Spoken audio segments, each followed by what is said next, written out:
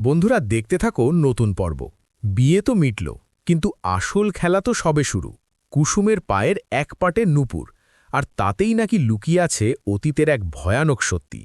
যেই নূপুর দেখে ছোট সাহেব আয়ুষের পায়ের তলার মাটি সরে গেল, সেই নূপুর আসলেই কার?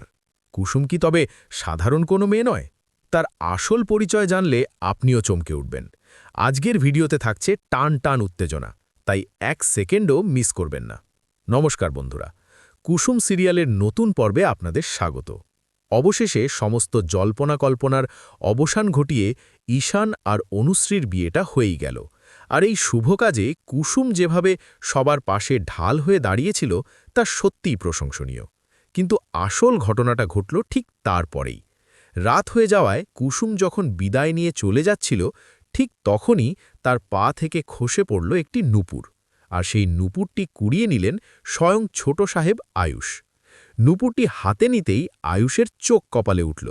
তার হাবভাব দেখে মনে হল সে যেন বিশ্বাসই করতে পারছে না এই নূপুর কুসুমের। সে সরাসরি কুসুমকে প্রশ্ন করে বসল, এই বিশেষ নূপুর তুমি কোথায় পেলে? কে দিয়েছে তোমাকে? আয়ুষের এমন প্রশ্নে কুসুম নিজেও থমকে গেল। বন্ধুরা, ধারণা করা হচ্ছে এই নূপুরটি হয়তো আয়ুষের মায়ের কিংবা তাদের পরিবারের হারিয়ে যাওয়া কোনো সদস্যের স্মৃতি।